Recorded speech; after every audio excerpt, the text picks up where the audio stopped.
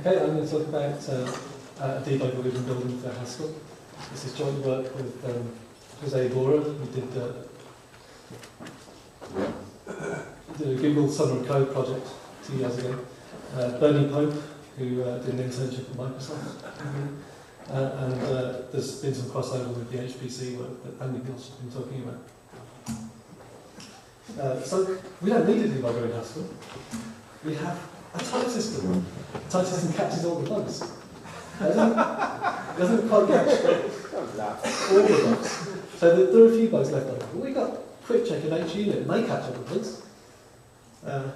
And then for the ones that are left over, we've also got interactive testing environments.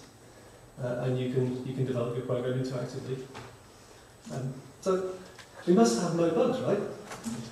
But still, the GHC project did a survey of its users in 2005.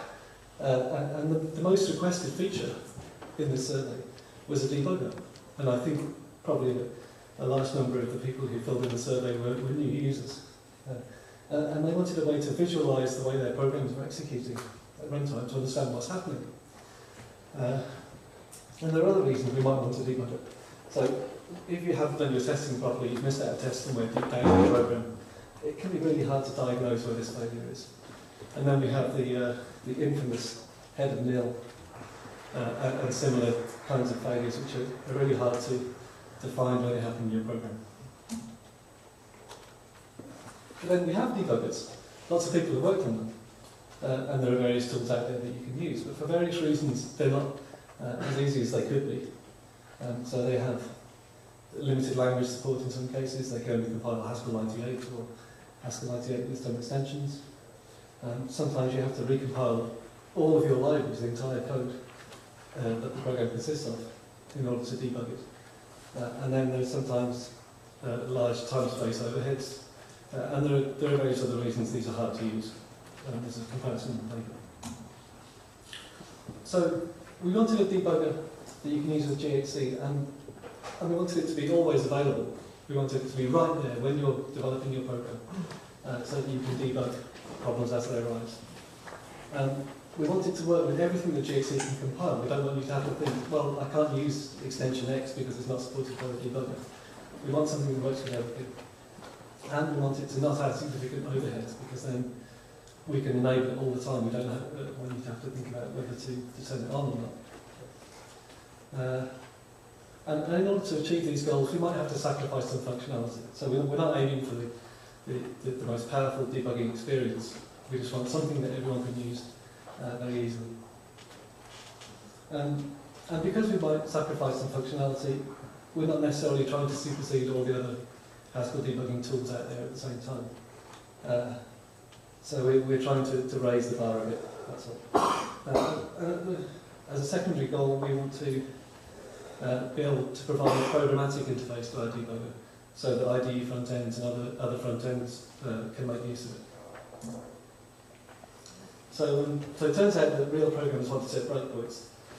This is something I heard Eric Meyer say recently, I think, so don't blame me.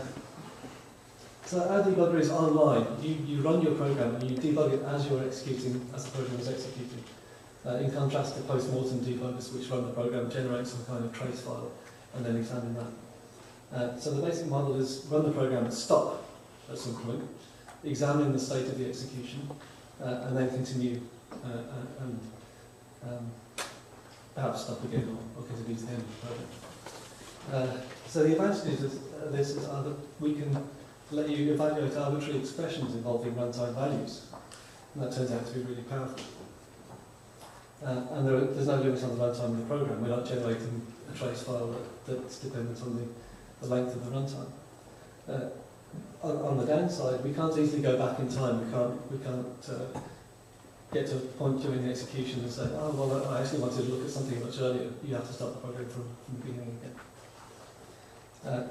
And we're going to expose the evaluation order. This is perhaps the most controversial aspect of this. A lot of debugging work in Haskell is focused on how to hide the evaluation order from the programmer as they're debugging, because the Haskell specification doesn't say anything about the evaluation order. So ideally, the debugging tool should hide it too, right? Well, maybe or maybe not. Okay, so I'm going to do a demo, but it's not a live demo. I've chickened out of it. I've done a cut and paste demo. So we've got GHCI running. I'm going to load up a module fold-L. So this is just going to be the standard definition of fold-L. So GHCI now has a colon list command, which you can give it the name of the function as an argument, and it will list the source code for that function if it's loaded it. So here's our definition of fold-L. So it's the usual definition of fold-L with an inner recursive function called go. So the first thing I'm going to do is set a breakpoint on fold-L. So you can set a breakpoint on any function that has been loaded up into GHCI, or you can set a breakpoint on any line or any sub-expression, giving a line number or coordinates in your source code. So I can then show what breakpoints are known about by the system. And now if I evaluate an expression, so if I evaluate fold-L plus, it's the usual sum expression, and immediately GHCI stops at a breakpoint, and it said I've stopped fold-L.hs. It gives the source code coordinates line 11, colon 0 to line 13. I've got a binding for something called result, which I'll explain later. And the prompt has changed. So the prompt now contains the file and the source location coordinates of the place that the execution has stopped at. So now if I do colon list, it shows the source code of the expression or the function definition where execution stopped, and it emboldens the function definition that we're talking about. So colon list is really useful, so I'm going to make the debugger execute colon list every time we stop. That's what this command does. So now I can take a single step. So colon step says execute until the next breakpoint location. So breakpoint locations are scattered all the way through the program on every sub-expression. So it says execute until you reach the beginning of the next sub-expression. So it says it's stopped again at fold-L and gives a new location there. And down at the bottom here we've got the source code listing, and this expression here is in bold. Go see x's. And that's the next expression to evaluate. At the same time, it's entered some new bindings into the environment which GHCI knows about. And these bindings are for local variables which are in scope at the point where execution stops. So we've got a binding for C, binding for go, and a binding for x's. And it also gives types. So these are the types in the source program. And it gives values on the right. And these values and underscore means unevaluated. So our debugger is not doing any more evaluation than the original program at this point. So we can evaluate expressions, and we can evaluate expressions involving variables that are in scope there at the point where execution stops. So we can ask the length of the list x's, and the result was 5. So what about these variables that have polymorphic types? Let's have a look at the type of C. So it says C has type A. And that's the type it had in the source program, because fold-L is a polymorphic function. But at runtime, C is a variable. The value of C is a concrete type. It's a known type. We evaluated fold-L using a list of integers. So shouldn't the debugger show us the type here? Well, it doesn't know what the type is, because C is unevaluated. So what happens if we try to show C? Typing C at the prompt in GHCI normally means show me what the value of C is, and we get this type error from GHCI. So it's saying that it can't resolve the type A. It can't find an instance of show for this type because it doesn't know what the type is. It says cannot resolve unknown runtime types. So this is a special kind of type variable that we've introduced into GHCI. It's a runtime type variable. It stands for a type that is monomorphic, but which we don't know yet. Normally, ambiguous type variables would be defaulted to integer or double, but that's not valid in this case because the type is there is a specific type, but we don't know what it is. So also note that we evaluated the expression length of x's, even though x's had a polymorphic type at the time. The expression itself didn't depend on the value of that type variable. So we've introduced some new commands in GHCI for printing out the values of expressions where their type is known or unknown or only partially known. So column print is the first one, and prints out a value without doing any extra evaluation. So in this case, it hasn't really done anything useful. It's telling us that C is completely unevaluated, and it's bound a new variable T1 to the right-hand side of C. But if we use column force instead, so force does a complete deep seek of the entire expression, print out the entire value, and it's resolved C to the value 0. So now if we ask for the type of C, GHCI has figured out that it has type integer, based purely on the runtime value that it found in the heap when it looked at what C was. And furthermore, if we look at the other bindings that we've got in the environment,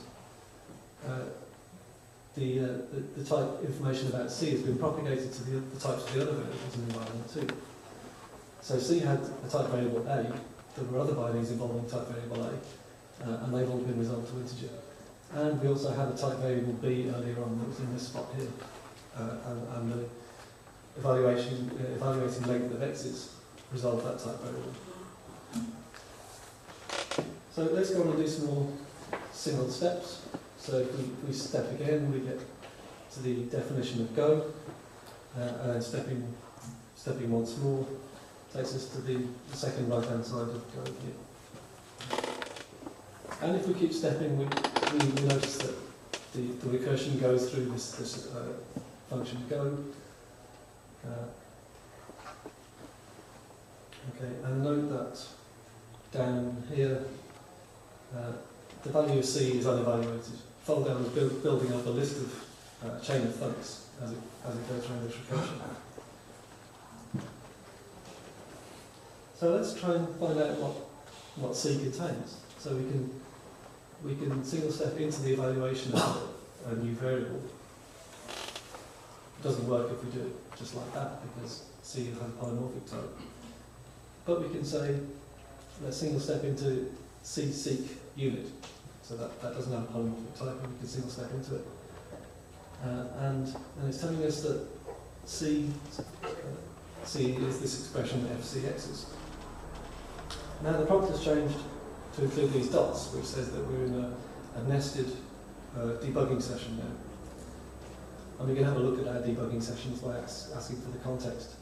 And the original session was fold down, and now we're debugging C-seek unit. So if we take another step, again, we've arrived at this expression FCX.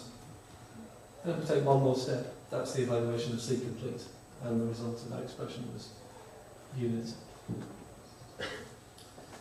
And now if we continue the original evaluation, we get the result 15 that we expect. So that's that debugging session over. Let's delete all the breakpoints. So delete star says delete all the breakpoints. And let's try a larger list on the right. And this exhibits the well-known problem with fold-L, that fold-L builds up this huge chain of thunks, and evaluating the chain of thunks gives a stack overflow. It's a space leak and a stack overflow at the same time. So let's try and investigate why that's happening. In GHCI we can set this break on error flag, which says every time an exception happens, let's treat it as a breakpoint immediately. And we've got a new command, trace, which evaluates the expression as normal, but each step in the evaluation is remembered. And there's a fixed size stack of previous evaluation points that are remembered, by default 50. So this trace stops at the point where the exception was thrown. It tells us what the exception was, stack overflow. and the prompt has changed to say that we stopped at an exception point. And we can now ask for the history of the evaluation points that were last executed. And the history looks pretty consistent. It's the same expression each time. Yeah. So then we can traverse backwards through the history using the back command. And that steps back to the previous point in the history each time we use it. And at each point in the history we can investigate the bindings that were in scope at that point. And we can see the expression that was being evaluated. So as we go back, we can see that each time the expression was the same. So you can infer from that that it's a long chain of these expressions. So tracing history is really a poor substitute for a proper lexical call stack. We can't ask at some point in the program, what's the chain of function calls that got us to here? We can say, where have you been recently, but we can't say what's the real call stack. It turns out that maintaining one of those is quite hard, both conceptually and in terms of runtime overhead. So we've done something that was really easy instead, and we hope it's reasonably useful. It turns out to be quite handy when you're finding head of nil, pattern match failure, and these kind of infinite loop type problems as well. If you have a real infinite loop, you can just hit Control-C and that generates an exception, and then you're back into the same navigating the history. So I'll talk a bit about the implementation. So the main problem that you have to tackle when you're implementing a debugger is how to answer the question, where am I in the source code right now, at this point in the execution? What piece of source code does this correspond to?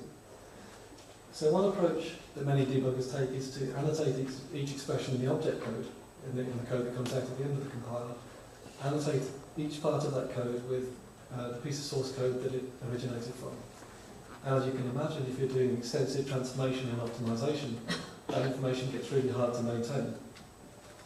So if you've ever tried to debug C in GDB, especially if you've got optimization on, you'll notice that various parts of the execution jumps around and it misses out various statements that have been optimized away and that sort of thing.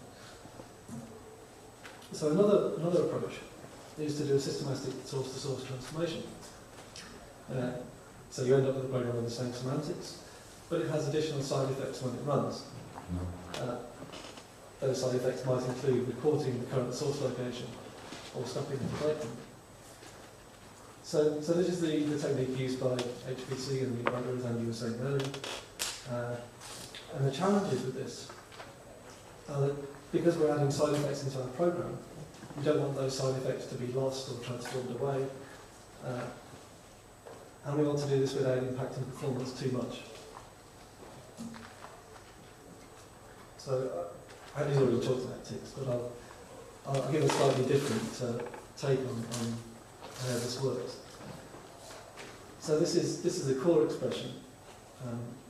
We've added a tick around the expression E, and this tick expression will have a side effect.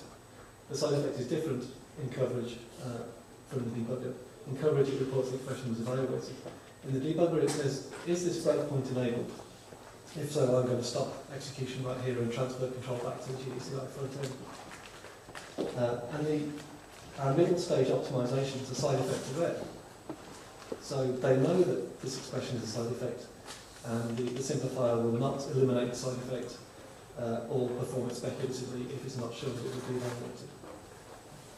But otherwise, all the transformations in the compiler were unaffected, given that they already knew about side effects. So there are some differences between the way the coverage analyzer and the debugger places ticks. So the coverage analyzer places ticks on every single variable. We don't do that because it gives you too many ticks. It can be, it both adds a lot of overhead and it could be confusing when single stepping. So the coverage analyzer places a tick on a let expression around the entire let expression, both the binding and the body, whereas the debugger places it here. So after the binding, it places it on the body of the let instead. And why is that? Well, For coverage, you need to know that the whole expression was evaluated. And the coverage could put a tick on here as well, but that's superfluous. If you evaluate the leg, you're sure to evaluate the body. Whereas for debugging, we really like to examine the value of x. So it's important that x is in scope at this breakpoint here. So when we compile ticks, really what we'd like to do is compile them in such a way that they don't add any extra allocation or any extra overhead. And we're compiling code into bytecode here. So this is GHCI. If we look at a normal function binding, so this applies to both functions and non-functions, in fact. If there's a tick right at the beginning of the binding here, it turns out that we can implement that by a single bytecode instruction at the beginning of the sequence of bytecode. But not all ticks are this easy. If we look at the let expression that was on the previous slide, the placement of this tick doesn't correspond exactly to the beginning of the sequence of bytecode, because the bytecode would say allocate the closure for x, and then I have to do something about this breakpoint. But I'm in the middle of a sequence of bytecode, and that's really hard. It's not what we call a save point. A save point is somewhere that you can GC. The state of the system is consistent, and I can suspend execution here and come back later on. So it turns out that in order to implement all the different places that ticks could appear in the program, we have to manufacture new save points. And that's done by just making a new binding. So Z is a new closure here, and then Z is just evaluated immediately. And this adds some overhead. So we measure the performance. So first of all, the interpreted code already runs 15 to 20 times slower than optimized compiled code. But it compiles quite a lot quicker, and that's why we use it. And the performance of the interpreted code is affected both at compile time, because we're adding these ticks and that's making the expressions larger. So that adds about 15% to compile time. It also adds about 45% at runtime. And that's mainly, we think, due to all these extra save points that have to be added, all the extra closures that have to be evaluated. But while I was writing the talk, I did notice that save points do unnecessary updates, so that's something that we could use to improve the performance, possibly thereby eliminating those updates. So we've taken the decision that the debugger is always on at the moment. It can't be disabled. If you want better performance, then you can compile individual modules and logos into GHCI instead. So, quick slide about the API. Debugger is exposed via the GHC API, which gives you programmatic access to the whole of GHC, where you can compile modules, you can interpret them, you can evaluate expressions. And now you can also set breakpoints and evaluate up to breakpoints. So the GHCI front end is just a textual front end to this API. So we hope in the future that IDEs will emerge that talk directly to the GHC API. Okay, so our directions for future work. We'd really like to investigate this lexical call stack issue. So we have some ideas in that direction. There's some wiki pages that you can go and look at. And we think that's going to be something that users will request. But GHC 6.1 is only just nearing release, so we hope to get some good feedback from users after the release. So we can improve performance. We think it's possible to do breakpoints in compiled code. So that should be possible, as in the coverage tool, ticks would compile into the compiled version of the program. And we think it should be possible to do breakpoints in a similar way. So we can build IDEs based on the API, and we'd also like to be able to do debugging of concurrent programs. That's something that I think will be really useful. So in conclusion, we've got this instant always-on debugger, that I hope is going to be a real benefit to users of GHCI. Functionality is somewhat limited compared to some of the other debugging tools that are out there. We don't have a real backtrace, we don't have algorithmic debugging, we don't have all the variety of tools that you can find in something like HAT. But on the other hand, online debugging has some benefits over offline debugging. We can evaluate arbitrary expressions involving our runtime values, and there's no bound on the length of the runtime. And if you're already using GHCI, it's particularly convenient just to use it from within the same environment. Okay, thank you.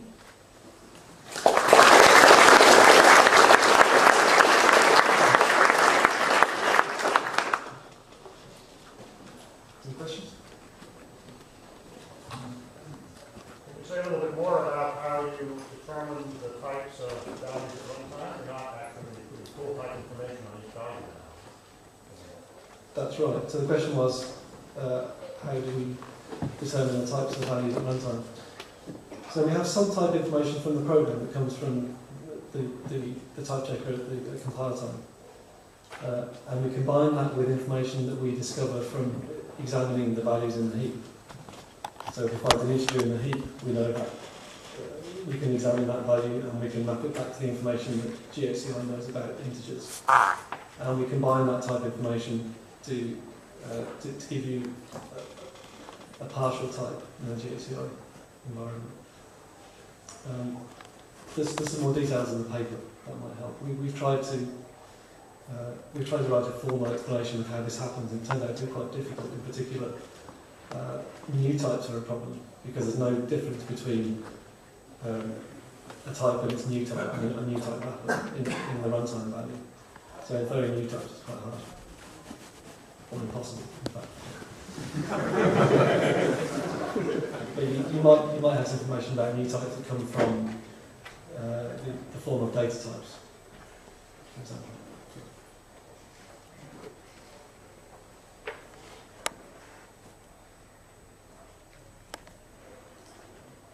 All right, let's thank the speaker.